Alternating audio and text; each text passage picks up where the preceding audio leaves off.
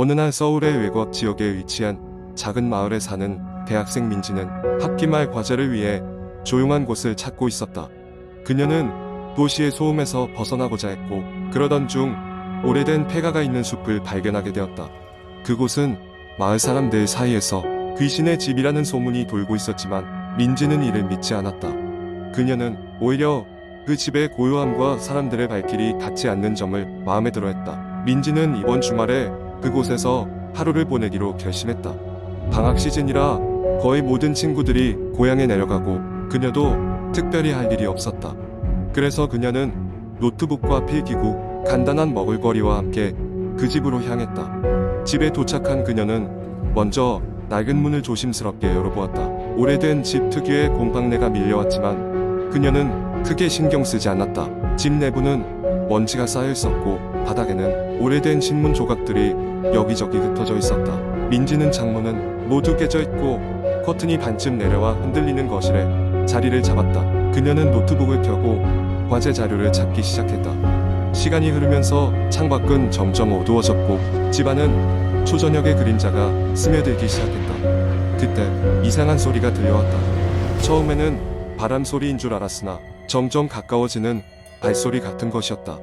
민지는 잠시 멈춰서 귀를 기울였지만 더 이상 소리는 들리지 않았다. 아마도 바람이겠지 라고 생각하며 다시 과제에 집중하려던 순간 이번에는 뚜렷하게 누군가 계단을 올라오는 소리가 들렸다. 놀란 그녀는 노트북을 덮고 주변을 살피기 시작했다. 그러나 아무리 눈을 크게 떠보아도 어둠 속에선 아무것도 움직이지 않았다. 그녀는 한 걸음 한 걸음 조심스럽게 소리가 나는 쪽으로 다가갔다. 계단 위에는 아무도 없었지만 2층에서 문이 삐걱거린 소리가 들렸다. 공포에 질려 도망칠까 생각하던 민지는 호기심을 억누를 수 없었다. 이럴 때일수록 냉정해야 해 라고 스스로를 다독이며 그녀는 계단을 올라갔다. 위층 복도는 더 짙은 어둠이 깔려 있었고 그녀는 핸드폰 손전등을 켰다. 조명 아래 드러난 복도 끝에는 문이 하나 있었다. 민지는 조용히 그 문을 밀어보았다. 그 방은 다른 방들보다도 더 차가운 공기가 감돌았고 벽에는 오래된 사진 액자가 걸려 있었다. 사진은 모두 흑백이었고 수십 년 전의 모습들이었다. 그녀는 사진 속 인물들이 이 집에 살던 사람들일 거라 추측했다. 그런데 한 장의 사진에 그녀는 소스라치게 놀라고 갔다. 사진 속에는 다른 가족들과 함께 예쁜 드레스를 입은 소녀가 있었는데 그 소녀는 어딘가 모르게 민지와 닮아 있었다. 심장이 터질 듯 뛰기 시작한 민지는 그 방을 벗어나려 했다. 그러나 그 순간 그녀의 귀에 누군가 도와줘라고 속삭이는 소리가 분명하게 들렸다. 소리는 바로 그녀의 뒤에서 들려오고 있었다.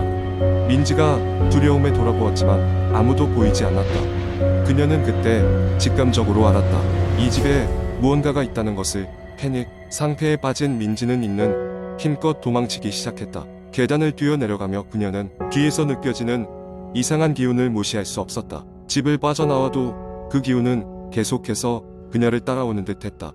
그녀는 마지막 힘을 짜내어 숲을 가로질러 달렸고 결국 마을로 돌아올 수 있었다. 다행히 민지는 큰 부상 없이 집에 돌아왔고 그날 밤 가족들에게 모든 이야기를 털어놓았다. 그녀의 이야기를 들은 할머니는 충격에 빠진 얼굴로 대답했다. 그 폐가 몇십 년 전 바로 내 할아버지의 집이었단다. 그리고 사진 속 소녀는 너의 오래된 친척일지도 몰라.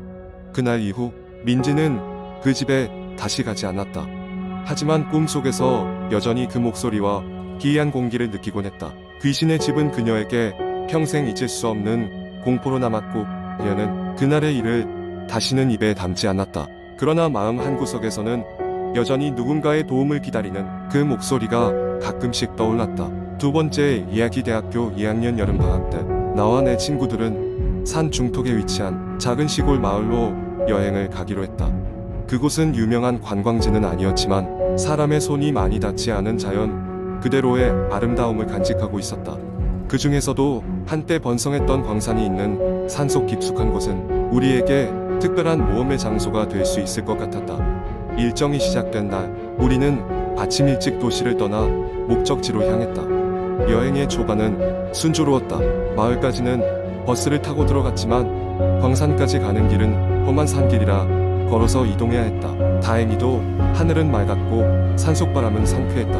오후쯤 우리는 드디어 광산 입구에 도착했다. 광산은 사용되지 않은 지 오랜 시간이 흘렀는지 쇠락한 모습이었고 입구는 녹슨 철문으로 닫혀 있었다.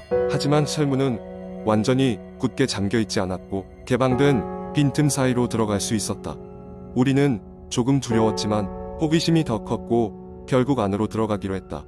광산 내부는 어두웠고 작은 손전등의 불빛만이 우리 길을 밝혀주었다. 처음에는 긴장했고 조용한 가운데 발소리와 숨소리만이 정막을 깼다.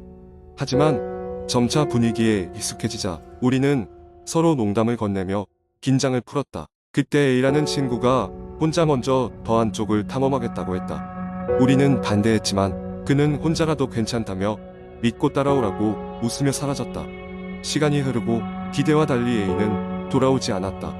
우리는 걱정이 되어 그의 이름을 부르며 그를 찾아 나섰다. 그러나 광산은 생각보다 넓고 복잡했다. 무작정 돌아다니기 시작하자 어디서부터 왔는지조차 기억나지 않았다. 그때 갑자기 내 휴대전화가 울렸다. 화면에는 내 이름이 떠 있었다. 놀라움과 반가움이 동시에 밀려들었다. 어디야? 괜찮아? 나는 전화를 받자마자 다급히 물었다. 그러나 반대편에서는 아무런 대답도 들리지 않았다. 대신 이상한 잡음 같은 것과 기분 나쁜 비명소리가 작게 들릴 뿐이었다. 순간적으로 스릴이 돋아나며 등골이 서늘해졌다. 우리는 통화가 계속 이어지길 바라며 소리의 방향을 추측하며 걸음을 옮기기 시작했다. 한참을 헤매던 중 우린 광산의 깊은 곳에서 A가 쓰러져 있는 모습을 발견할 수 있었다. 그는 의식을 잃고 있었고 다행히 생명에는 지장이 없어 보였지만 굉장히 지쳐 있었다. 가까운 병원으로 옮기고 응급처치를 받은 후 A는 조금씩 회복될 수 있었다.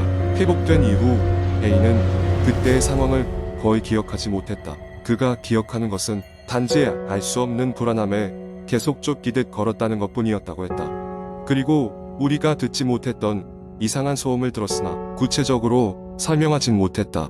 우리는 그저 그곳이 아무 이유 없이 사람을 두렵게 만든 민속적인 장소일 것이라 결론 지었다. 하지만 그 이후로도 내 전화에는 가끔씩 그날처럼 A의 이름으로 알 수 없는 통화가 걸려왔다. 받아보면 여전히 아무 말도 들리지 않고 이상한 소음이 잔잔하게 들리곤 했다. 그 경험은 나와 친구들 사이에 영원히 남아있는 미궁 같은 기억이 되어버렸다. 결국 우리는 다시는 그 산을 방문하지 않기로 다짐했고 그 이야기는 우리들만의 비밀로 남게 되었다.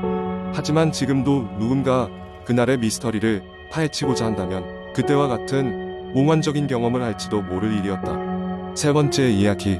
오래된 기숙사 학생들이 모여 살던 그 오래된 기숙사는 언제 지어졌는지 아는 사람조차 없을 정도로 오래된 건물이었다. 3층짜리 회색 건물은 낡고 웅장하여 낮에는 그나마 괜찮았지만 밤만 되면 삐걱거리는 소리에 섬뜩함을 자아냈다. 이 기숙사는 오랫동안 수많은 학생들을 받았지만 매년 여름이 되면 기이한 사건들이 발생하곤 했다. 전설에 따르면 한 여학생이 갑작스러운 사고로 그 기숙사 방에서 생을 마감한 이후로 그녀의 영혼이 그곳에 머물러 있다는 소문이 돌았다. 매년 8월이 되면 기숙사의 2층 끝 방에선 이상한 일들이 벌어지곤 했다. 그 방은 203호로 유난히 환한 불빛과 함께 누군가 창문을 두드리는 소리가 새어나오곤 했다. 김영희는 이번 학기에 처음 기숙사 생활을 시작하게 되었다. 모든 것이 새롭고 낯설었지만 특히 203호에서 일어나는 이야기는 그녀를 더욱 긴장하게 만들었다. 그녀의 방은 2층 옥도 끝에 위치한 방이었고 203호에서 몇 방 벌어져 있었다. 처음 며칠은 아무 이상이 없었지만 8월이 시작되고 영희는 기숙사 복도에서 이상한 소리를 듣기 시작했다. 어느 밤 그녀는 늦은 시간에 시험 공부를 하고 있었고 거실에는 아무도 나와 있지 않았다. 시계는 새벽 1시를 가리키고 있었다. 그때 누군가 문을 두드리는 소리가 들렸다. 첫날에는 그냥 잘못 들은 것으로 생각했지만 그 후로 거의 매일 같은 시간에 소리가 반복되었다. 소리는 점점 더 가까워졌고 급기야 그녀의 방 앞에서 멈췄다. 두려움이 밀려와 영희는 아무것도 못하고 방 안에서 덜덜 떨었다. 하지만 호기심을 참지 못하고 문을 살짝 열어 복도를 내다봤다. 아무도 없었다.